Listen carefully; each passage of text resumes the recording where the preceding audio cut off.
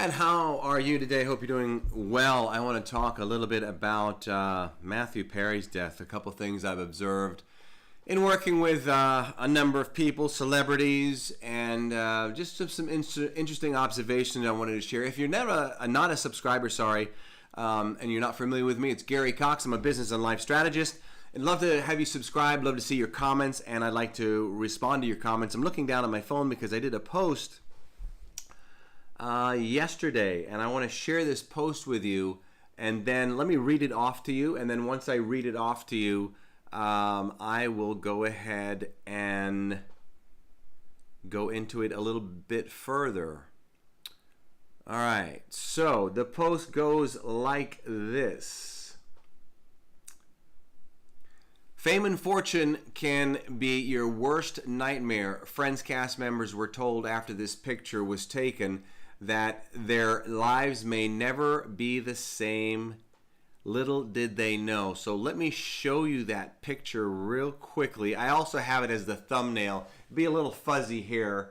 Yeah, it's going to be a little fuzzy. It's the cast of Friends in a jet, and it was right after they did their pilot or their filming, and nobody had seen the show yet, right? So they were just about to get exposed to the world. And I continue with, they were told that if the show was a success, that a new set of problems brought out by fame and fortune were on the way.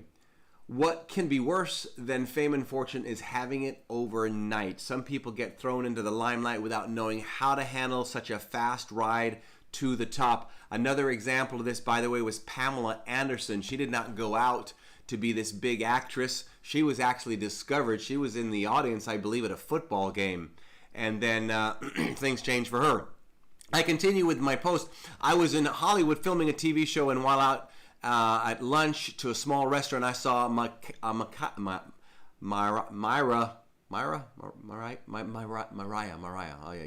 Carey's ex-husband, Nick Cannon. There's something he said that I will never forget. Listen to this. Where there is access, there is excess.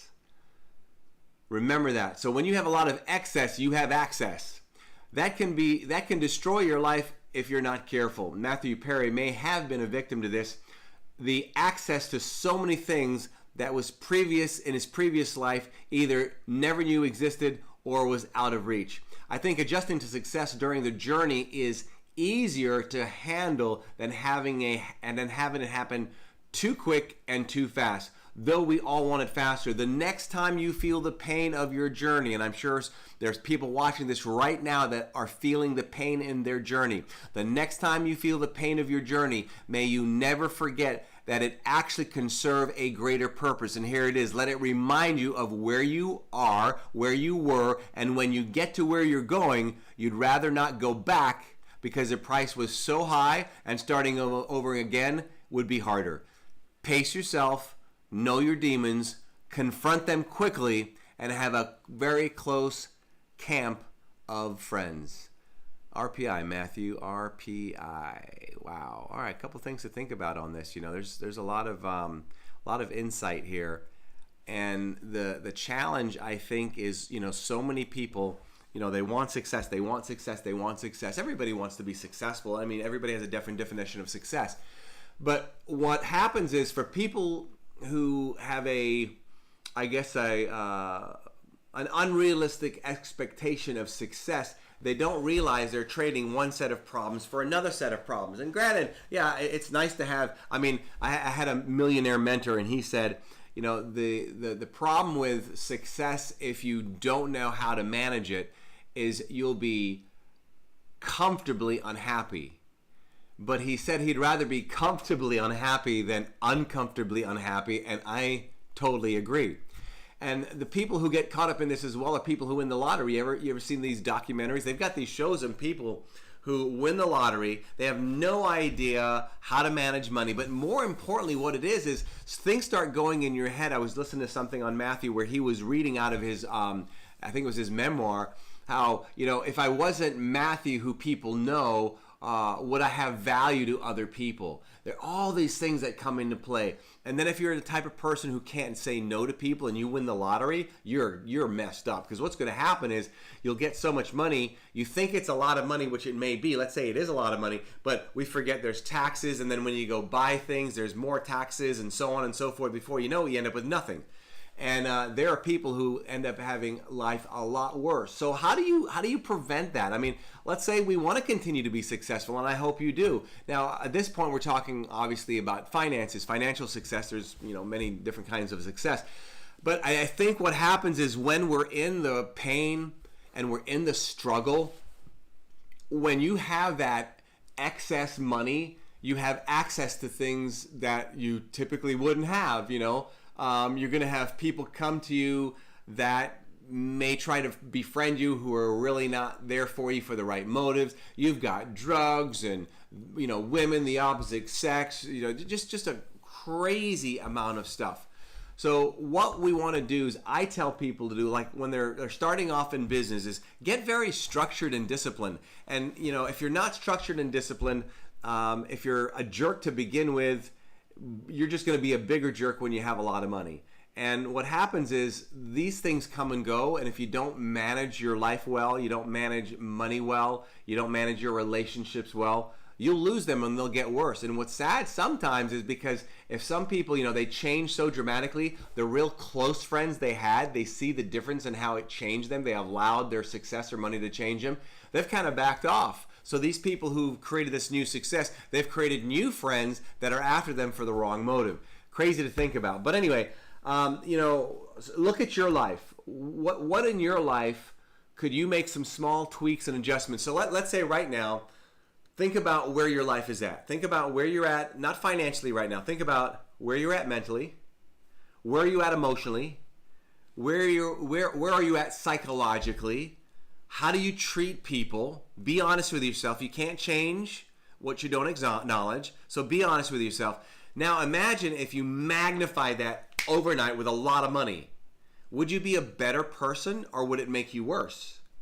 So if you focus now on giving money to people, let's say, I remember when I was virtually penniless, and I made it a point to create a behavior of paying for people's food when I had very little money. I would be in a line. It may only be a deli, like a Subway, $5, $10 for the meal, right? But what I would do is I would get in line. I would see somebody behind me, and without the person behind me know it, I'd go to the cashier and I'd say, "Hey, I'd like to give you an extra $5." It was only $5 or $10. I'd like to apply that, please, to the meal of the person behind me.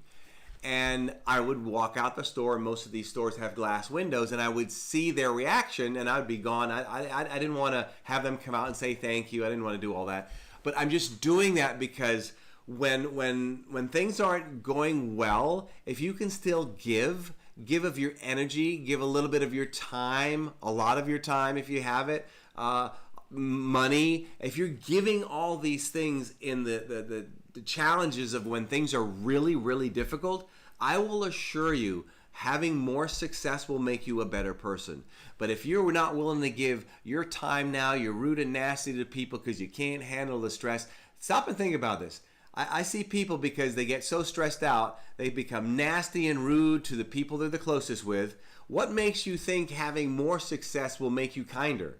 Because what happens is stress is stress is stress. You can have a lot of stress being poor, and you can have a lot of the exact same stress, just a different principle to it.